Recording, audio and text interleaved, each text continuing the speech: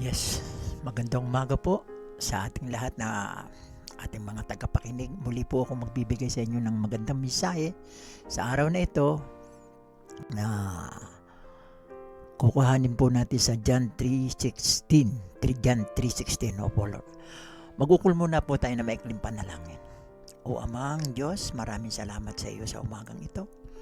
Patuloy mo kong pagkalooban ng katalinuhan upang maipaliwanag ko po ito ng maayos at ang mga makakapakinig po nito ay mauunawaan at maintindihan ito. Pagpalain niyo po ang bawat isa. Pagpalain niyo po ako at patuloy niyo po akong bigyan ng kalakasan para magampanan ko ang aking tungkulin sa inyo. Bless mo ang aking pamilya. Yes, Lord God. Pagalingin niyo po si Jopet na aking manugang ko po, Lord God. Maraming salamat.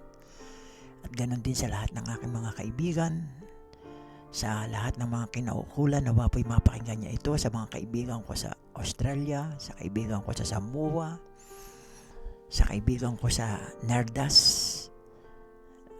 na siya pong pinapasukan ngayon, at sa lahat ng aking mga kaibigan dito sa Baguio. Nawa po'y pagpalain kayo ng salitang ito at maunawaan niyo at maintindihan ito mabuti. Marami po salamat na po ang aking dalangin sa pangalan ni Jesus. Amen. Amen.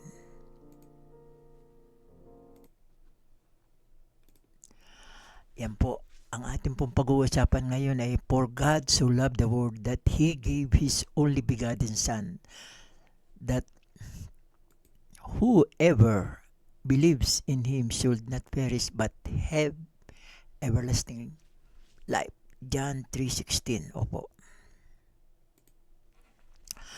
Naniniwala ba kayo ng buong puso sa salitang ito? Yan po ang aking mga katanungan. Naniniwala ka ba na ibinigay ng Diyos ang kanyang anak dahil mahal niya ang buong mundo? Naniniwala ka ba na ang sino mang naniniwala sa kanya ay tumatanggap ng buhay na walang hanggan? Hintil, tayong mga hintil, pati na ang mga Hudyo. Naniniwala ka ba na ang John 3:16 ay akma sa panahong ito? Ganun ba tayong lahat sa ating puso?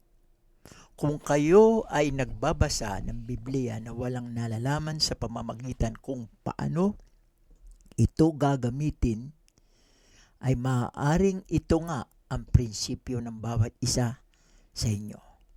Mga kapatid, napakahalaga pong topic nito dahil ito po ay mahalagang mensahe at ito po'y banal.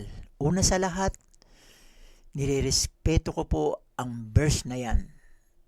Kasi noong una ko pong pagiging pastor, talagang ginagamit ko po ito sa pagdi-deliver ng mga preaching. Ginagamit ko ito, number one ko itong sinasang-ayunan. Pero noong maunawaan ko po ang pagbabahagi ng salita ng Diyos, ang pangunawa sa salita ng Diyos, may mga method po tayong ginagamit ay nirerespeto ko pa rin po ito, pero hindi po ito yung akmang verse o talata para po sa kaligtasan ng mga hintil sa panahong ito ngayon. Ipapaliwanag ko po sa inyo at ito po ang ating napakagandang topic. Ano po? Yan. Nirerespeto ko po itong salitang ito dahil una sa lahat, yan sapagkat ang salita ng Diyos, lahat ng salita ng Diyos ay buhay, mabisa at higit na matalas kaysa alinmang tabak na may dalawang talim at tumatagos hanggang sa pinaghihiwalayan ng kaluluwa at espiritu ng mga kasukasuan at ang utak sa buto na may kakayahang kumilala ng mga pag-iisip at mga hangarin ng puso. Napakalalim po niyan. Ano po? Bawat butil po, bawat himay ng salita ng Diyos na nasa loob po ng Biblia, yan po ay salita ng Diyos na talagang napakabisa, na katulad po ng isang matalim na punyal na kayang paghibalayin ang kaluluwa at espiritu. Opo. Pero alhanin po natin na ang Diyos ay may tagapilin at iniwang hiwalay na salita na para naman sa ating mga hintil. Kasi kung mag-aaral po tayo ng dispensation, ng rightly dividing the Word of God, doon po natin maiintindihan. Pero kung tayo po ay basta na lang pupulot, babasahin natin ang Biblia, hindi po natin makukuhang mabuti yung mga salitang dapat ay para sa atin at yung mga salitang makakapagligtas po sa atin. Yung pong iba ay nababalot po ng emosyon, emosyon lang po ang nararamdaman nila at ganun din po ang nararamdaman ko noon. Kaya ko po sinishare sa inyo, ganyan din ang nararamdaman ko noon nung ako nasa grupo pa ng dati kong church.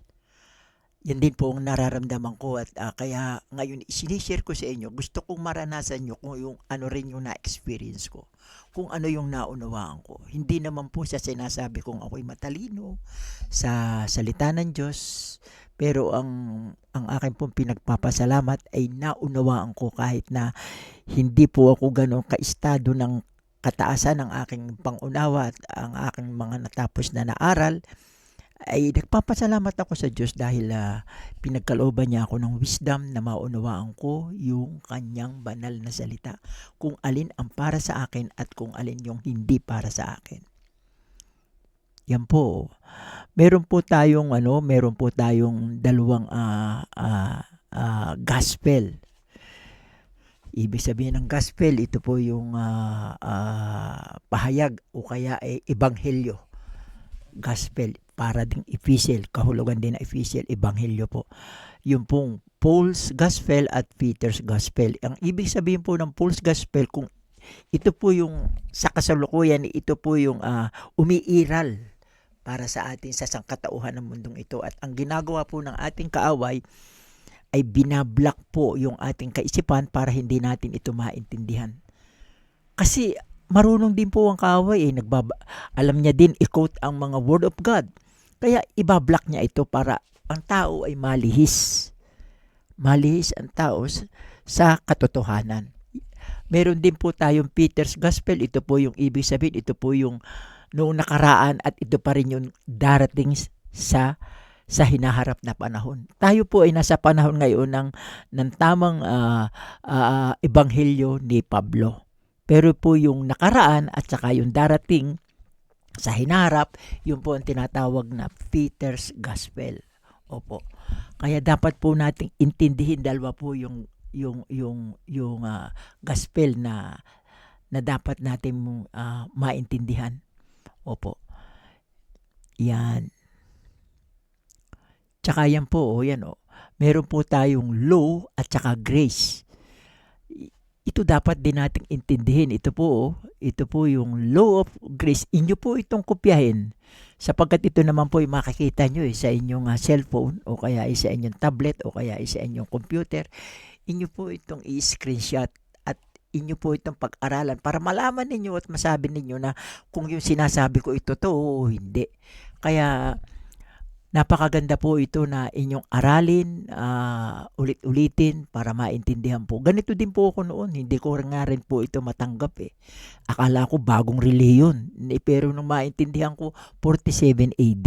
Mas matanda pa sa Catholic ito. Ito yung itinatag ni Pablo, yung body of Christ na tinatawag. Pero ang ginawa ng kaaway, tinakpan ng tinakpan. Kaya nga, binago yung mga Bible Merong mga, kung ano-anong mga limbag ang lumabas. Mga kopya ng Biblia na bago yung mga salita. Kung talagang tutuusin po natin, ang pinaka-standard ay yung King James version. Pero yun nga, nagkameron ng mga NIV, ESV, kung ano-ano na, maraming mga lumabas na Bible. May kaugnayan po ito doon. Kasi kung gagamit po tayo ng King James version, doon po natin maintindihan. Ako po gumagamit din ng NIV dahil ako po nag-i-staggered yung aking salita dahil meron akong congenital heart disease. Kapag yung valve ng aking puso hindi masyadong bumubumba, nauutal po ako. Nag-i-staggered po ako sa pagsasalita. Kaya mahirap po kasi yung King James version na Bible kasi malalalim yung English, nahihirapan po akong i-pronounce. Yung NIV mas madali. Tsaka yung ESV, madaling i-pronounce. Pero ang aking ginagawa pong standard ay yung King James Version dahil yun po ang may katotohanan. Marami pong na-omit at marami pong na-change na word from King James Version to another translation. Napakarami po. Marami pong na-change at saka na-omit na mga salita. Yan o. Binibigay ko itong picture na ito para maintindihan po natin ito yung kasi ito pong ating pag-uusapang ito ay may kaugnayan doon sa mundo, sa mundong salitang mundo, kaya binibigay ko po ito nung kapanahonan po ng earthly ministry ni Kristo nung siya nabubuhay pa, nung hindi pa siya pinako sa krus. Ang ginagalawan po niya ay yung buong Israel lang, at ang kanyang misyon, siya ay pinadala ng Diyos para to seek the lost sheep of Israel, yung mga nawawalan tupa, yung mga matitigas ang ulo na tupa. Gusto po ng Diyos ibalik, kaya siya ay sinugo ng Diyos. Alahanin po natin na ang Panginoong Jesucristo at ang Ama ay iisa. Kasi kapag hindi po kayo naniniwala doon, wag nyo na itong pakinggan. Wag nyo na po itong pakinggan, at dahil hindi po ito tatama sa inyong panlasa. Kung kayo po ay mga saksi ni Jehovah, hindi sila naniniwala na ang Diyos na ang si Kristo ay Diyos, at saka yung mga iglesia ni Kristo, wag nyo na po itong pakinggan. Pero kung gusto nyo po maunawaan ng katotohanan, pakinggan nyo ito. Wala namang masama. Hindi naman kayo mamamatay. Hindi naman kayo maghihirap. Makikinig lang kayo. At inyong titingnan at inyong uusisain kung yung mga sinasabi ko nga ay totoo. Opo. Yan po. Yan. Umiikot lang siya doon sa Israel. Yan o. Ang verse na yan po ay ito po maganda. Kaya ko po ito ginawa kasi ngayon po nagtatrabaho. Bago po ako nagpunta ng Australia, nagtrabaho ko sa Anardas. Tapos pagkarating ko ulit sa Pilipinas, nagtatrabaho ulit ako sa kanya. Ito po isang tanong sa akin ito nung kasamahan ko sa trabaho noon. Hindi ko na po babanggitin ng pangalan, na ang sabi po niya nung aking coworker na yon, basta paninindigan ko. Kasi ako yung nagsishare sa kanya ng rightly dividing ng dispensation. Sabi niya, paninindigan ko na lang itong John 3:16. Ito yung makakapagligtas sa akin. Kasi nagtanong ako sa kanya, ito yung sagot niya. Kaya sabi ko, teka, nung ako'y nasa Australia, gusto kong gumawa ng mensahe para iparating ko sa aking mga kaibigan, pero unfortunately po doon hindi ako makagamit ng laptop kasi busy yung anak ko, at saka bukod doon pinapahiram naman niya sa akin, pero napakahina kasi kailangan ko po na kapag ginamit ko yung laptop, maipasok ko yung apps na gagamitin ko, at saka yung Bible ko. Kasi yung Bible ko masyadong malaki po yung yung internal memory, yung gigs niya malaki, kaya hindi kasya, kaya hindi po ako nakapag-air doon. Kaya sabi ko pagdating ko na lang sa Pilipinas kaya ito ngayon medyo natagalan dahil gawa ng siyempre busy po tayo, yan kasi ito nga po may kaugnayan ito dito sa mundo na ating pag-uusapan. Kasi ang sabi dito, kung hindi yan,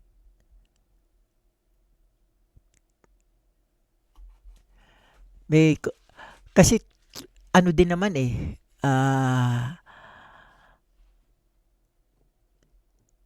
tama din naman yung kanila na yung salita ngayon napakatindi dahil for God so loved the world that He gave His only begotten Son, that whosoever believe in Him should not perish but have everlasting life.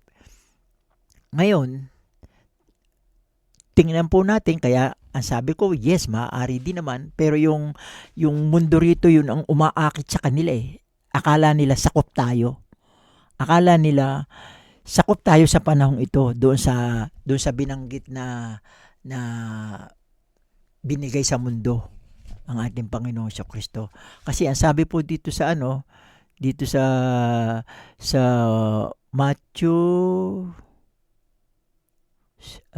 verse 17, yung kasunod ng 16, send, ipinadala. Yes, tama po yun. Kung ang ating pag-uusapan ay send, pinadala sa mundo. Kasi hindi pa siya noon namamatay, hindi pa siya noon ipinapako sa krus, hindi pa noon siya umakyat sa langit. Pero para sa atin, sa panahong ito ngayon, para sa body of Christ, na naririnig nyo yung salitang body of Christ, pero hindi nyo binibigyan ng madiin na pansin, hindi nyo binibigyan ng malalim na pangunawa, yung po, kailangan maging member ka ng body of Christ para ikaw ay maligtas. Opo. Kasi hindi nyo maintindihan yung kaligtasan kung wala kayo doon sa Ebanghelyo ni Pablo. Pag sinamahan nyo po ito, nagmix kayo ng Matthew, Mark, Luke, and John, i-mix nyo doon sa mga epistles ni Pablo, ay hindi po yan matatanggap. Magkukross the line po cross the line, mawawala yung distinction. Mawawala yung pagkakalasa natin doon sa panlasa natin doon sa Ebanghelyo ni Pablo at sasamahan natin ng ibang ebanghelyo. Hindi po yun magkakaigi, hindi po yun magkaka-match. Wala siyang harmony, ika nga. So, ano ang dapat natin gawin? Sa atin naman ay ang paniniwalang pagkatapos nang ipako si Kristo at nang siya'y mabuhay, yun ang sa atin. Yung ating paniniwala doon, yung ating pananampalataya doon, yun ang magliligtas sa atin. Hindi yung pagkakapagpadala sa kanya dito sa lupa. Dahil nung siya pinadala sa lupa, his mission is to seek the lost sheep of Israel lang po. So, wala tayo doon. O sige, pagpatuloy natin. Yan. Alam nyo itong ating topic na ito ay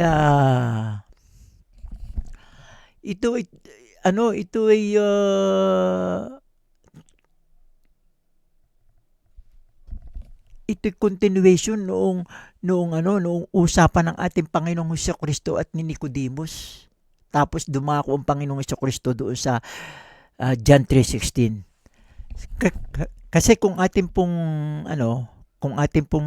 susuriin, ating susundan, ganito ang pag-uusap ng dalawa ni Nicodemus. Sabi doon sa John 3:2, siya ay pumunta kay Jesus, si Nicodemus, ng gabi na, kaya may ilaw, tingnan niyo, ang ganda. May ilaw yung aking picture. Kaya ng gabi na yun ang paliwanag doon sa verse, ng gabi na, at sinabi sa kanya, Rabbi, nalalaman namin na ikaw ay isang guro na mula sa Diyos, sapagkat walang makakagawa ng mga tanda ng iyong ginagawa malibang kasama niya ang Diyos. Naniniwala si Nicodemus, bagamat siya ay isa sa mga Pariseyo, kasi ang Pariseyo medyo kalaban niya ng prinsipyo ng ating Panginoong Jesucristo nung kapanahunan niya dito sa lupa, mga Pariseyo. Pero ito isa sa mga naniniwala kay Panginoong Hesus.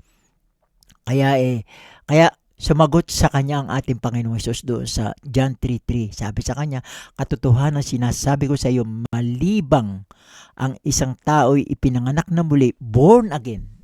Ito yung tinatawag na born again. At ito yung kiniklaim ng iba ng mga Christian na sila ay born again.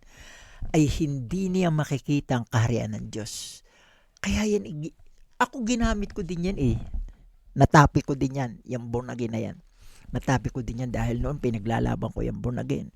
Pero pagka naunawaan nyo yung salita ni Pablo, yung kanyang ebanghelyo, hindi mo na ito gagamitin. Instead, you will claim that you are new creature. Bago kang nilalang, hindi ka born again. Kasi ang born again ay ang firstborn kasi ay si Jacob. Tapos na naging Israel. Kaya 12 anak niya naging 12 lahi ng Israel. Kaya yung mga nawawalan tupa, yun ang hinahanap ng ating Panginoong Hesukristo. Na kapag natagpuan niya at naniwala sa Kanya na siyang Mesiya, siya ang tagapagligtas ng mga Hudyo, yung mga panahon na yon, ay mabuborn again. So, ikaw ba ikasama sa born again? Ikaw ba ay born again? So, hindi po tayo born again. Tayo ay new creature.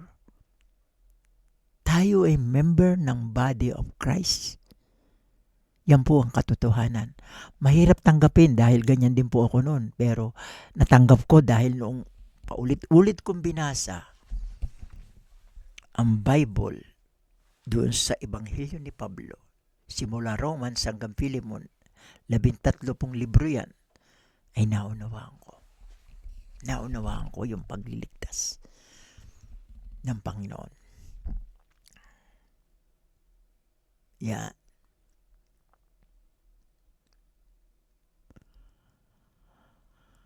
Pakaintindihin ninyong mabuti ito. Lahatin po natin, noong mga panahong yon, ang kausap niya ay mga Israelita. Tama po. Mga Israelita noong siya'y nabubuhay pa. Wala pa siyang business sa mga Gentiles na katulad natin. Wala pa po. Yan po. Kaya ito po, inyo po itong screenshots, pag-aralan nyo po yan para malaman ninyo kung yung sinasabi ko ay mali o totoo. Yan po, napakaganda po niyan. Papatunayan ko po yung sinasabi ko sa inyo na yung pong pagkakapunta rito ng Panginoong Hesukristo ay para lang sa mga Israel. Ano po ang mga halimbawa? Ito po, sabi po sa Matthew 10:5, sabi po, this 12, ito pong sinasabi dito, this 12, yung 12 niyang apostles. This 12, Jesus sent forth. Ito ay King James Version sent forth. Kaya medyo dinadahandaan kong pagbasa dahil nauutal po ako pag natetense ako tsaka nag-i-staggered po yung pronunciation ko. This 12, Jesus sent forth and commanded them saying, go not into the way of the Gentiles and into any city of the Samaritans enter ye not. Huwag kayong papasok at huwag kayong pupunta doon sa mga daan ng mga hintil. Sabi ng ating Panginoon sa Kristo, pinapangaralan niya yung 12 apostol dahil pinapalakad niya para sa mga misyon. Pero huwag kayong dadaan doon sa mga daan ng mga hintil, sa mga lugar ng mga hintil. At huwag din kayong dadaan doon sa mga Samaritans. Alam niyo ba yung mga Samaritans? Samaritans are the mestizo breed ng Israel at saka ng mga Gentiles. Yung hindi po purong mga Israel, mga sila po ay may breed na ibang lahi. Huwag ka ding dadaan doon. Anong sabi niya doon sa Matthew 10:6? Go rather to the lost sheep of the house of Israel. Sa halip pumunta kayo doon sa mga nawawalan tupa ng Israel. I-gather nyo yun.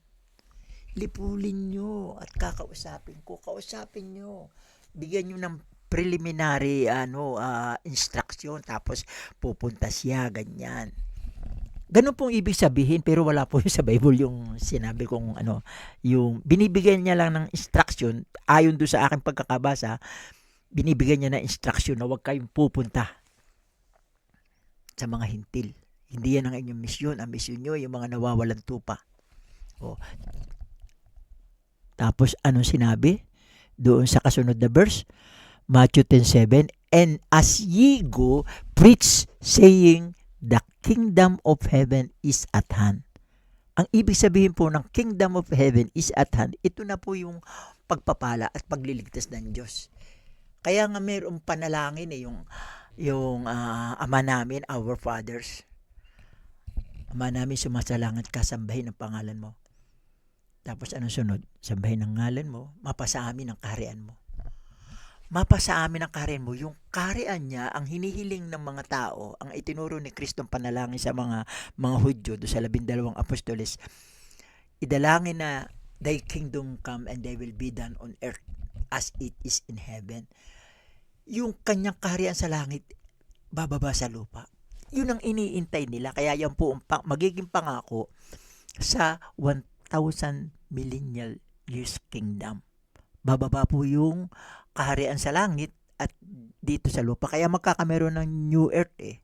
New Earth yung 1,000 pagkatapos po yan ng Great Tribulation, yung paghihirap ni Jacob. Maghihirap po ng hustong Israel dito.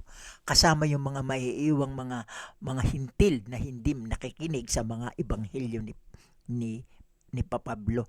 Sila makakaranas ng tribulation. Pati na rin yung yung mga Israelita.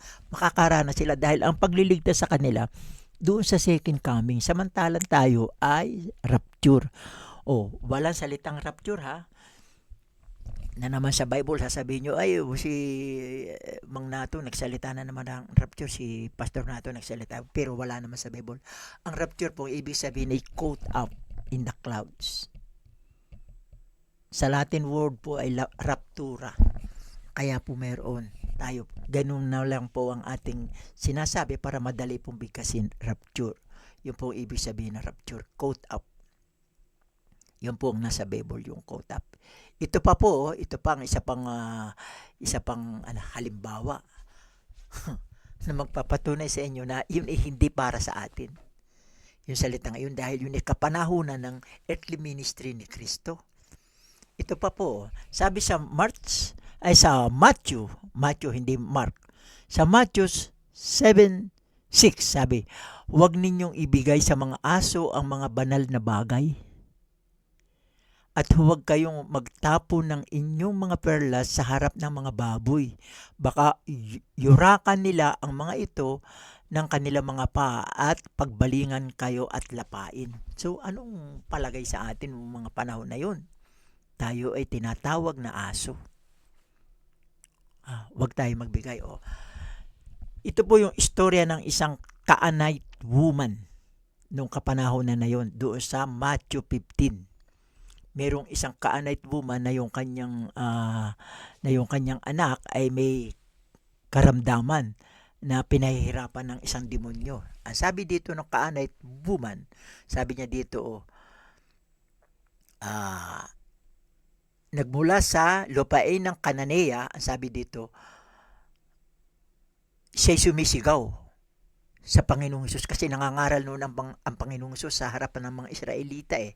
Ngayon, siyempre, hindi mo naman may iwasan, may mga ibang lahi din na mga nakikinig dahil siyempre marami na ring sumampa, nagkameron na ng mga crossbreed na ganyan, yung mga Israelita nag-aasawa sa ibang bansa, dinadala dun sa kanilang bayan, ganun, o basta na lang estranghero. Hindi natin alam kung paano ito nakarating doon, itong babaeng Kananiya na ito. Ang sabi nito sa Panginoong Hesus, mahabag ka sa akin o Panginoon, anak ni David. Ang anak kong babae pinahirapan ng isang demonyo.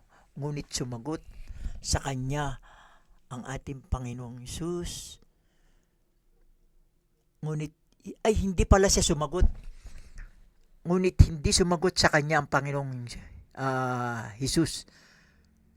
At lumapit sa kanya yung mga alagad at nakiusap sa kanya na nagsasabi, paalisin mo siya sapagkat nagsisisigaw siya at sumusunod sa hulihan natin.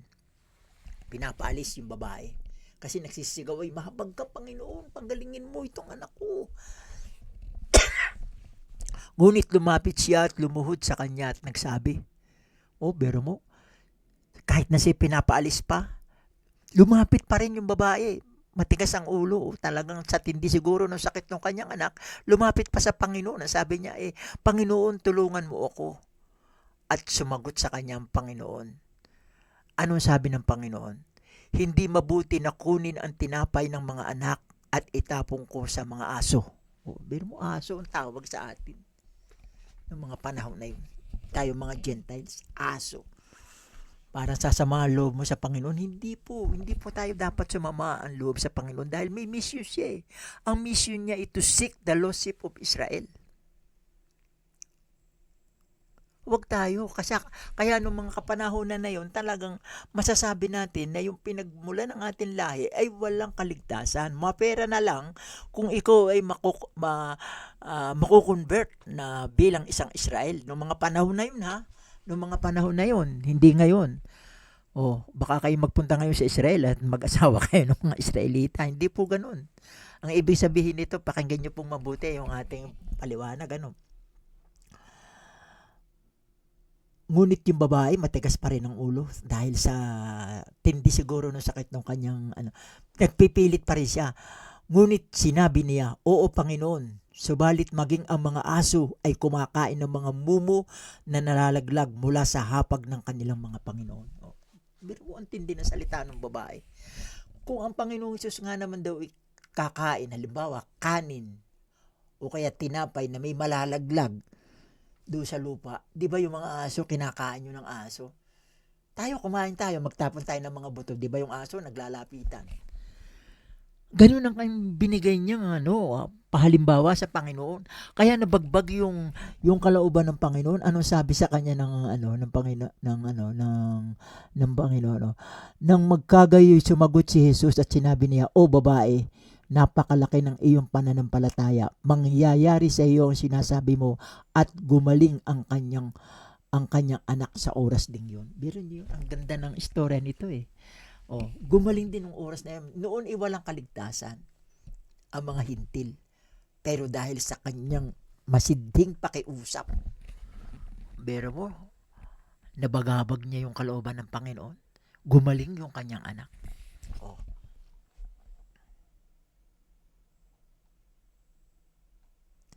Oh. Kaya wag tayong magiging matigas ang ulo sa panahong ito. Kung ano yung sinasabi ngayon ng Panginoon, yun ang atin susundin. Oh. Kaya tingnan nyo yung iba, hindi sila gumagamit ng distinction, hindi nila inuunawa. Alin ba dito yung para sa Israel? Alin ba rito yung para sa akin? Hindi nila ginagamit yung ganun eh. Alam nyo, ang Panginoon, natuturete sa mga ganung mga tao eh. Alam nyo, doon sa Romans 1:28, ito mula doon sa Ebanghelyo ni Pablo. Sabi doon sa Romans chapter 1 verse 28, "At palibhasa hindi nila minabuting kilalanin ang Diyos." Ibig sabihin, hindi nila inalam na mabuti yung sinasabi ng Diyos. Matigas ang kanilang ulo kasi si Satanas tinataklo ba ang ating kaisipan para hindi natin masisisi sa Satanas dahil tayo nagdidesisyon sa ating sarili. Dapat magdesisyon tayo, alamin nga natin, totoo ba ito sinasabi na ito ni Pastor Nato? Alamin natin na ito ba'y may katotohanan? Baka naman nagngangawa lang itong lalaking ito eh. Hindi naman pala ito totoo. Tingnan nyo buksan ko yung aking Bible.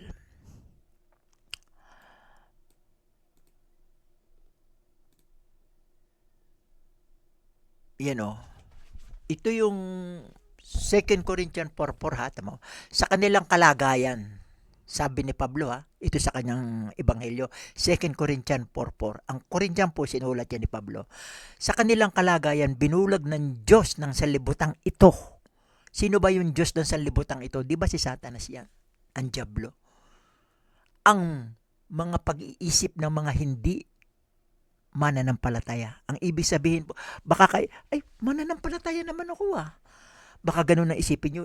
Ibig niya sabihin, grace believer, yung nananampalataya sa biyaya ng Diyos. Nananampalataya nga kayo, pero doon sa kingdom of God, yun doon sa Israel, na inyong kinakamkam, na inyong gustong sa inyo ipatupad, hindi naman pwede sa inyo, kundi sa Israel lang ngayon.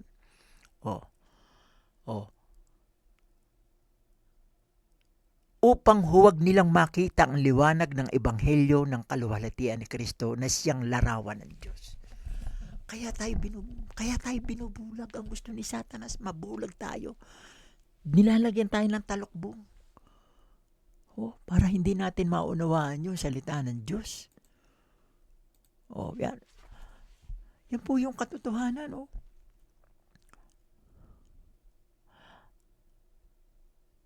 At ito pa yung paglilinaw ni Pablo.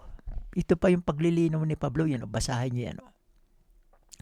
Ephesians 2:12 yan simulan natin sa Ephesians 2:11.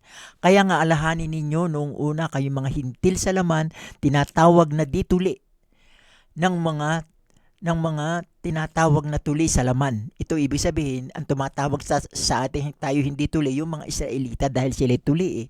Pero tayo ay, baka mamiskot na naman. Sabi, ay, pero kami mga tuli, pero spiritual pong ano ito, yung mga hindi tuli. Pero physical din yun ang tinutuli. Pero tayo tinutuli ngayon. Pero iba, hindi tuli ang ating mga puso. Yun, sila, tuli ang laman, tuli din ang mga puso nila. Alam nila yung dapat nilang gawin ng mga Israelita. Pero tayo, tuli tayo sa laman. Dahil tayo nagpatuli eh. Pero yung ating puso, hindi tuli. Yun ang ibig sabihin nito. Kaya baka mamiskot yun na naman. Oh. At yung sumunod na verse, ang sabi dito sa Ephesians 2:12, inyong inote para sabihin nyo ako, baka ako nagsisinungaling, hindi. Ephesians 2:12, sabi dito, na ng panahong iyon, kayo ay walang Kristo. O, wala tayong Kristo ng mga panahon na yun. Di natin kilala si Kristo. Yung ating mga ninuno pa noon, ng mga panahon na yun, yung mga ano yung mga buhay pa noon si Kristo eh. Mga sabihin natin na mga 30 AD, 20 AD, ganyan. Kasi noon siya nag-minister, 30 AD eh. Noong mga panahon na yun, wala tayong Kristo, hindi natin siya kilala. Yung ating mga ninuno, ang kilala yung mga bathala, yung mga araw, yan dyan sumasamba, yung mga anito, yan ganyan ang mga sinasamba nila. Tapos, wala tayong Kristo, hiwalay sa pagiging mamamayan ng Israel at mga dayuhan sa mga tipan ng pangako. Hindi tayo kasama doon sa covenant, old at saka new covenant. Kaya wag natin bakit natin yung ipapasok sa ating sariling pagliligtas yung old at saka new covenant. Hindi yung para sa atin, yun ay para sa bansang Israel. Kaya, at walang pag-asa. Pero mo, sakit na yun. Walang pag-asa ang mga ang mga ninuno natin. Walang pag-asa doon sa Ephesians 2:12 baka pag ito nabasa niyo baka hindi ko nababasa yung sulat ni Pablo o bababa pala yung mga ninuno ko noon. Wala palang kaligtasan. Tapos sasabihin natin nasa langit yung ating mga ninuno. Oh. Hindi naman nakaabot dun sa salita ng Diyos. Bakit natin sasabihin nasa langit? Walang pag-asa. Pero hindi ko hinahatulan ha. Ako ay walang karapatang humatol. Ang hahatol lamang yan, Diyos. Ang gusto ko lamang maintindihan nyo, yung naiintindihan ko na isishare ko sa inyo.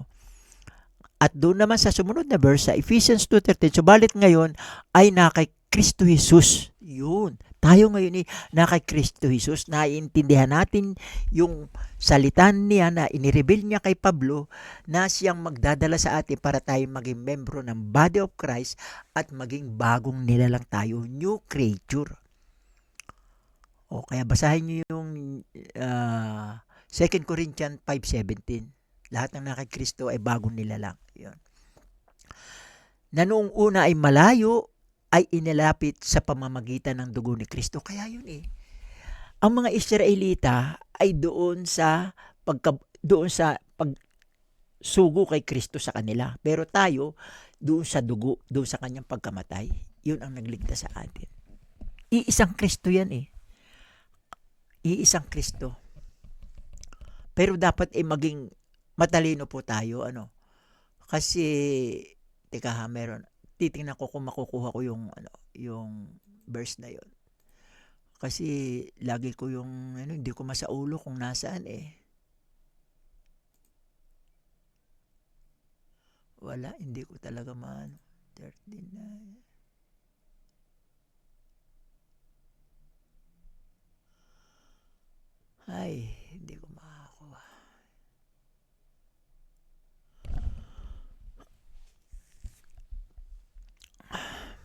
Sandali ha.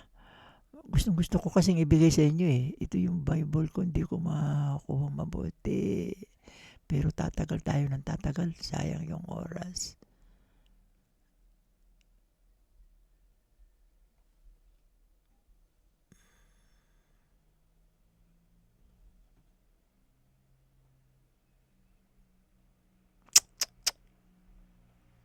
Yun.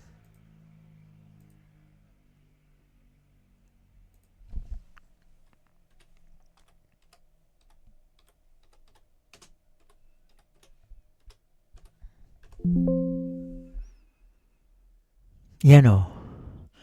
Yun, 2 Corinthians pala. 2 Corinthians 11:4. Sabi dito,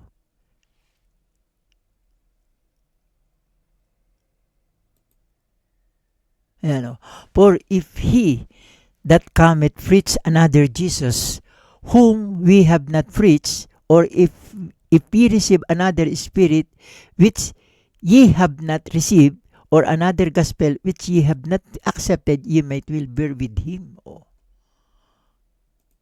another Jesus, baka sasabihin na naman ninyo, o baka ito yung mga bulaang propeta. Hindi po, iisa po ang Panginoong Hesus. O, basahin natin sa Tagalog. Sapagkat kung may dumating na nangangaral ng ibang Hesus, iisa lang po ang Hesus, pero ibang Hesus ang binanggit dito na hindi namin ipinangaral. Ibig sabihin, yung Hesus na yun, noong earthly ministry, hindi po yun ipinapangaral ni Pablo, pero iisang Hesus.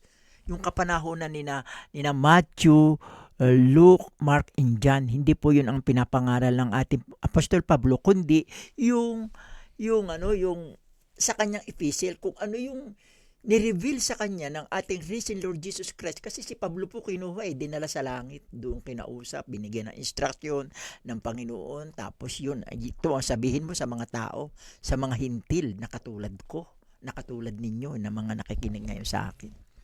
Ito ang magliligtas sa kanila.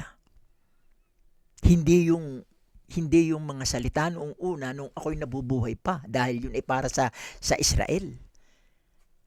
Sapagkat ang hinahanap ko ay ang mga nawawalang Israel, nawawalang tupang Israel. Ang kaso nga, matitigas yung ulo ng Israel, kaya may bagong secret, mystery ang Panginoon na siyang inilabas at ipinahayag kay Pablo, na hindi ito nakuha ng mga propeta nung una.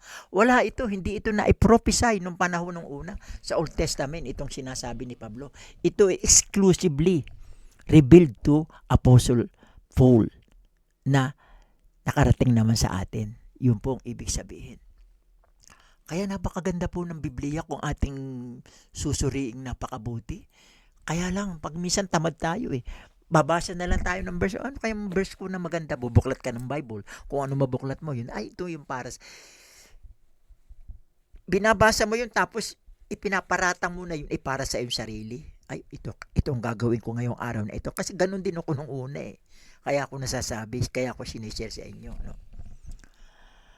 Kaya po hindi po yan para yan sa atin. Binibigyan din ng Ebanghelyo ni Juan, ito yung ating topic sa John 3:16. Binibigyan ng Ebanghelyo ni Juan sa kabuuan ang pangangailangan ng Israel na maniwala na si Jesus ay anak ng Diyos at sundin ang kanyang mga utos upang magkaroon ng buhay na walang hanggan. Juan 15:5-10. Kasi pag naniwala ka nung kapanahonan, kung ikaw ay isang Israelita at ikaw ay naniwala sa Panginoong Hesus, na siya ang Panginoong Hesus ay Mesiyas, kasi hanggang ngayon hinahanap pa nila Mesiyas pero yung ibang kukunti sa mga Israel ang nakakaunawa na si Kristo yung ipinako sa krus, yung Mesiyas. Pero yung iba, yung mga Judaismo, yung Judaism, hindi sila, iniintay pa nila yung Mesiyas na pumunta sa kanilang bansa. Yun ang kanilang hinihintay. Hindi nila alam na, kaya nga sabi ni Peter kung naunawaan lang ninyo yung taong ipinako nyo sa krus, yun ang inyong hinihintay. Kasi naunawaan ni Peter kasi isa siya sa 12 apostoles. Yan Hindi mo magagamit ang John 3:16 para ituro ang ebanghelyong ito ngayon. Sa kapanahon ng ito, ang ebanghelyo lamang po ni Pablo ang makakapagligtas sa atin ngayon. Wala nang iba pa. Sa maniwala kayo sa akin o hindi, wala na pong makakapagligtas na ebanghelyo sa panahong ito kundi ang ebanghelyo lamang ni Pablo, sapagkat yan ay nanggaling sa Panginoong Hesus, sa risen Lord, yung umakyat sa langit na Panginoon nating Hesukristo, na siyang nag-reveal, nagpahayag sa ating Apostle Paul, na ngayon ay nauunawaan naman natin. Ang kaligtasan ay totoo, simple, ngunit detalyado. Tama po yun. Very detailed po ang Panginoon sa kaligtasan. Kaya dapat po nating intindihin, wag po yung emosyon natin, wag po yung ating spirituality na, ay, kaninong umaga, kinausap ako ng Panginoon, ganito daw ang dapat natin gawin, ganito ang mangyayari. Para kang prophet nun eh. Kasi, kaya ako nasasabi, ganyan din ako nung una eh. Kasi meron akong nananaginip ako, tapos sasabihin ko, ay gano'n. Hindi po, kumpleto na po ang Bible at wala na ngayong mga propeta. Wala na po ngayong spirituality. Ngayon, ipanahon po ng biyaya ng Diyos. Tayo naligtas sa pamamagitan ng biyaya ng Diyos. Libre po ito, walang bayad. At wala po ring gawa. Pero pagkatapos mo makaligtas at maunawaan ito, magre-response ka. Ibig sabihin, gagawa ka rin. Magre-response ka naman doon sa sinasabi ng mga sulat ni Pablo. Wag kang tawag dito, wag kang marami doon sa Galatians 5:22, yung pangalun niya, kung ano-ano rin, yung mga kahit na yung masyadong madaming uminom ng alak, hindi din pwede, ayaw din yun ng Panginoon na sinabi ng ating Apostol Pablo.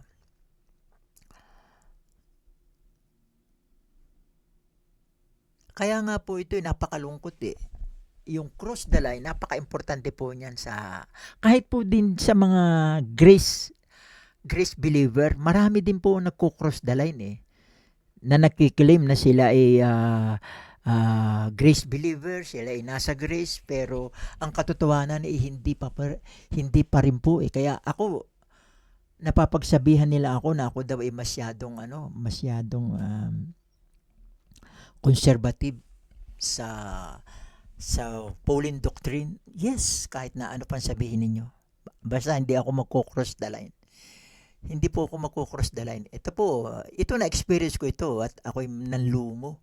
Nanghina ako nung ito'y marinig ko sa aking mga kasamahan ito. Kasi meron pong verse na ganito eh. Ang sabi sa verse 1 Thessalonians 4:17, then we which are alive and remain shall be caught up together with them in the clouds. Tayo daw yung mga nabubuhay pa sa panahong ito, na kung tayo maging grace believer, pinaniwalaan natin yung pagkamatay, pagkabuhay ng ating Panginoong Kristo, yung kanyang banal na dugo, kaya siya namatay dahil sa ating kasalanan. Pag hindi pinaniwalaan natin, tayo yung makukut up in the heaven. Yes, it is true. Totoo po yun na tayo makukut up sapagkat tayo nananampalataya doon. At ang kasunod noong verse, to meet the Lord in the air, and so shall we ever be with the Lord. Ngayon na explain sa akin na napakinggan ko na ako'y nanlumot, ako'y nanghina, di ba makukut up tayo in the clouds, dadalhin tayo sa langit. Which is true, dahil yun ang ating conversation. Yun ang ating conversation, tayo sa langit titira, at yun namang mga Israelita, ang pangako sa kanila dito sa lupa. Dito makakamero ng kingdom ang ating Panginoong Jesucristo dito sa lupa. At tayo naman doon din sa langit. So, doon sa langit, ang ating head as a body of Christ ay mismo si Kristo. At dito naman sa lupa, siya ay bababa. Ang magiging Lord of Lords at saka King of Kings is si Jesus Christ din. So, iisang Kristo pero dalawang gagampanan. So, ang paliwanag na hindi ko matanggap yung pagbaba ng Panginoong Jesucristo ay kasama daw tayo dito.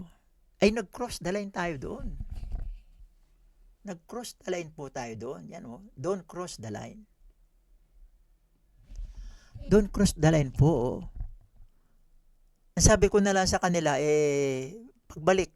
Kasi meron akong naiisip noon na hindi ko masambit-sambit kasi kami nagpapaliwanagan. Ngayon, sabi ko sa susunod na lang natin pagkikita, sasabihin ko yung Kasi meron akong sasabihin pero hindi ko masabi-sabi. Tapos lahat sila sumasang-ayon. Nung sumang-ayon na yung marami, pati yung friend ko sumang-ayon na rin. Medyo nabagabag ako ng gusto. ako'y nanlumos, tsaka ako'y nanghina. Umuwi ako na, sabi ko, bakit ganun, Panginoon? Bakit sila nagko-cross the line? Kung ano sana yung tinuro sa atin ng Panginoon na ibinigay kay Pablo, yun na lang ang ating papaniwalaan at ano. Ako gusto ko rin, kung ako'y nasa langit na halimbawa, si Panginoong Jesucristo di bababa, gusto ko rin na ako'y makita ko rin ang sila dito sa lupa, bakit hindi? Gusto ko rin makita yung kingdom. Pero hindi po yung ganun kasi mayroong distinction talaga Hindi tayo dapat mag-cross the line Bakit? Bakit hindi tayo dapat mag-cross the line? Kasi ito po yun Meron pong tinatawag na magugulat yung mga kasamahan ko dito pagka nalaman nila ito. Meron po tayong verse sa Psalm, yung Psalm 139 verse 7 at saka sa 139 verse 8, sabi dito, saan ako pupunta mula sa iyong espiritu o saan ako tatakas mula sa harapan mo? Sabi dito, kung ako'y umakyat sa langit, ikaw ay naroroon. Kung gawin ko ang aking higaan sa Seol, ikaw ay naroroon. So, ang Panginoon ay omnipresent. Maliban na lang kung hindi mo papaniwalaang si Kristo at ang Ama ay iisa dahil God is omnipresent in everywhere in the same time. Bakit sasabihin ninyo na tayo isasama sa manalig tayo sa kapangyarihan ng Diyos? Huwag tayong lalakdaw, wag na tayo magko-cross the line doon sa distinction ibinibigay sa atin doon sa Ephesians. Kung pag sinabing diyan ka lang. Wag tayo matigas ang ulo, wag tayo magko-cross the line na pupunta tayo doon sa kingdom. Kingdom yun Kasi pangako yun sa mga Israelita na pupunta doon. Hindi naman tayo kasama sa pangako. We are not including in the prophets prophesy. Hindi po tayo included doon sa mga prophecy ng mga propeta. Alam niyo ba why this matters? It blurs, pinalalabo po the distinctions between Israel and the body of Christ. Pinapalabo po. Tapos yung pangalawa, it fuels false doctrine. Magpo-fuel po yun doon sa false doctrine. Tapos yung pangatlo, it undermines. Nakakasira po. It undermines the clarity of the mystery. The mystery of Christ. What is the mystery of Christ? The mystery of Christ is all the revelation. It's all the epistles given to Apostle Paul. Yun ang mystery po ng ating Panginoong Jesucristo. So, kaya po masakit yung kalooban ko pero okay lang. Okay lang naman. Kaya nga mas gusto ko pa nga yung magbasa na lang ako ng Bible kaysa pupunta din sa church. Kung ganun po ang ating maririnig. Pero mahal ko po sila. Mahal ko po yung aking mga kasamahan. Lahat sila mahal ko. Ako nga nagkakaigin na nag-iisa Nagpunta nga ako sa Australia, pinipili ko yung pupuntahan kong church dahil alam ko hindi ako mabibless kasi alam ko na yung mystery, alam ko na yung body of Christ, alam ko na yung pagiging new creature, alam ko na yung on off, put on, put off. So, kung ganun na hindi ganun ang ituturo at magtuturo at magmimix sila ng kingdom teaching, huwag ka na lang pumunta. It's better na lang to stay at home. Magbasa ka na lang ng Biblia. Para sa ganun, ma-enhance pa o pag-aral ka. Wala akong ginawa sa Australia kundi magbasa. Nung ako nagbakasyon, magbasa lang ako. Kaya nga lang, kinalulungkot ko, hindi ako nakapag-air dahil wala po akong magamit. Diba? Sa susunod pong punta ko, magdadala po ako ng computer. Pinapanalangin ko po na gumaling agad yung aking manugang kasi yung manugang ko po na stroke. Pinagpipray ko po at magpapabili ako sa kanya ng computer. Jobs, pakinggan mo ito sinasabi ko Jobs. Pag ito narinig mo, bigyan mo ako ng magandang computer. Kahit na luma, basta't yung mataas lamang yung spec para makapag-air tayo, mailagay ko yung apps ko at kung ako'y dyan, tutulong din ako sa inyo kung makakabalik ako. Sige, dumako na po tayo dito sa ating conclusion. Ano po?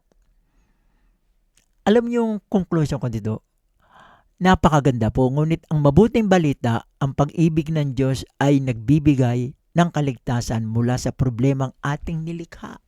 Oh. Sabi dito sa 2 Corinthians 5:11, ito yung ebanghelyo ni Pablo ito ha, para sa ating kapakanan, ginawa niyang may kasalanan siya na hindi nakakakilala ng kasalanan upang sa kanya tayo'y maging katuwiran ng Diyos. Yan o. Jesus died for your sins. Ito yung sinasabi ko.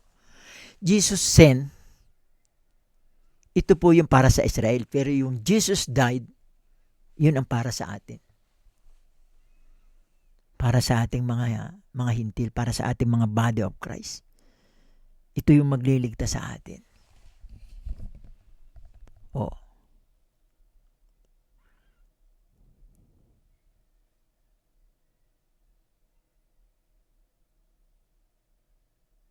Yan o, sabi sa Romans 5:8, subalit pinatunayan ng Diyos ang kanyang pag-ibig sa atin na nung tayo'y mga makasalanan pa, si Kristo'y namatay para sa atin.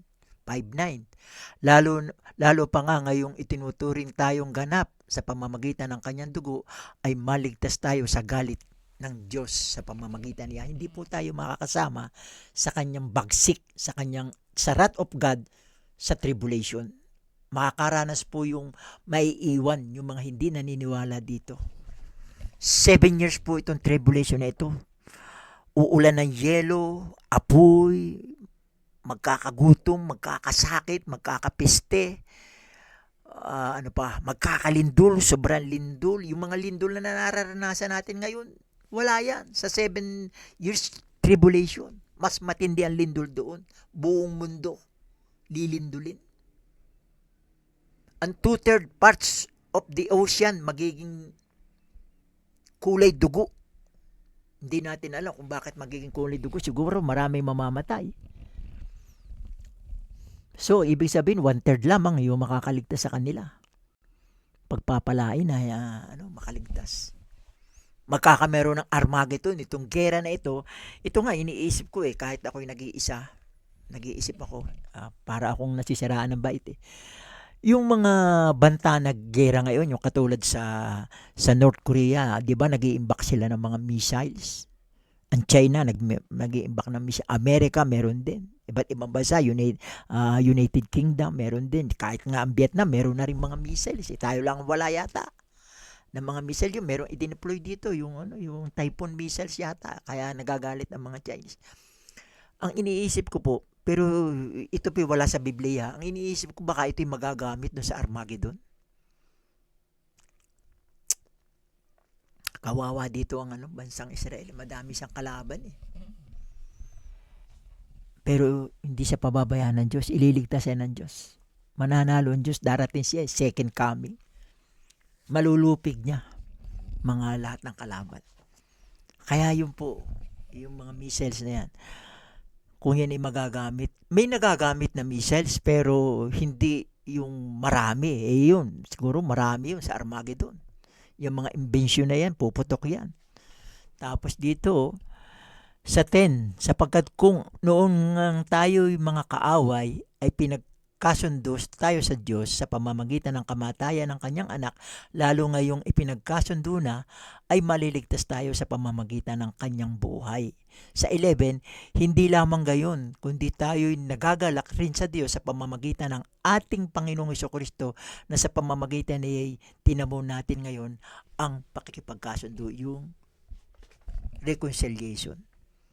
Kasi ang ating mediator si Kristo Pero as ambassador of God, tayo naman ang mediator para ipagkasundo kay Kristo yung mga hindi pa nila masyadong naiintindihan ang ganitong ebanghelyo. Tayong ang ginagamit ng Diyos.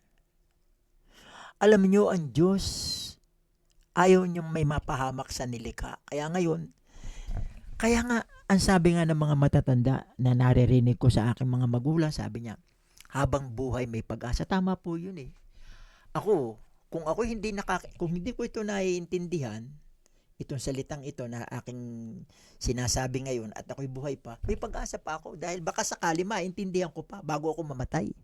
Ganon din kayo. Sana maintindihan nyo ito bago kayo mamatay. Habang nabubuhay ang tao, may pag-asa pa. Hindi po yan ibig sabihin ikaw magiging mayaman. Hindi po. Spiritual blessing ito. Habang ikaw ay nabubuhay, may pag-asa ka pa. Sana maunawaan mo ito. Ayaw ng Diyos na mayroong mawawala sa kanyang nilikha. Ayaw ng Diyos na mayroong pupunta sa impyerno sa kanyang mga nilikha. O, sabi dito sa 1 Timothy 2:4, sabi dito, ang Diyos na ating tagapagligtas na nagnanais na ang lahat ng tao ay maligtas at makarating sa pagkakakilala ng katotohanan. Makarating tayo doon sa pagkakakilala ng katotohanan. Ito yung katotohanan. Saan ba nanggaling itong 1 Timothy 2:4? Sa Ebanghelyo ni Pablo. Kaya linaw po mayroon distinction po ang pagliligtas sa atin ng Panginoon. Iba yung sa Israel, iba yung sa atin.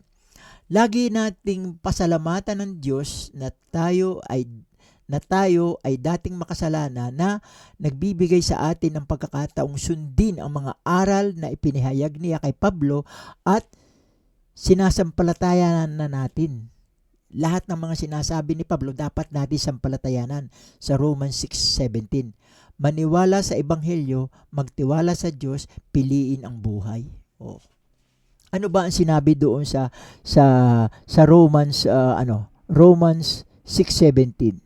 Malapit na po tayo matapos yan. But God be thanked that ye were the servants of sin, but ye have obeyed from the heart that form of doctrine which was delivered you. Yung form na doctrine, ito po yung doktrina na sinasabi ni Pablo sa atin ngayon.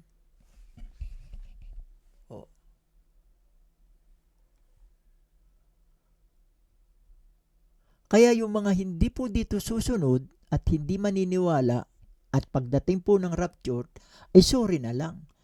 Ito po ang magiging kalalabasan natin.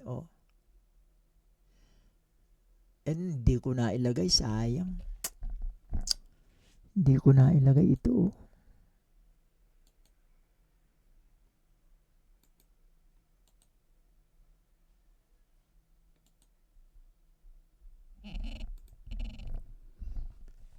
Hindi ko po na ilagay. Basahan nyo na lang po ito sa Bible. I-take note nyo po ito, sayang Sa Romans 2:16 sabi po dito, in the day when God shall judge the secrets of men by Jesus Christ according to my gospel. Meron nyo? Merong authority si Pablo na magsabi. Ano yung sinabi ni Pablo? According to my gospel. In the day when God shall judge the secrets of men by Jesus Christ according to my gospel. Sa pamamagitan ng kanyang ebanghelyo, Romans 2:16 yan. Pero kapag tinanggihan ninyo ang epistle ni Pablo, dadanasin ninyo ang paghatol ni Kristo sa pamamagitan ng ebanghelyo ni Pablo. Dadanasin po natin yan. Kaya hanggang dito na lang po. Marami pong salamat at nawa po naintindihan nyo at naunawaan itong aking sinabi at nawa po ipagpalain kayo ng Diyos sa mga patuloy na nakikinig po ng ating mensahe ng ating palatuntunan. Marami pong salamat. Sige po.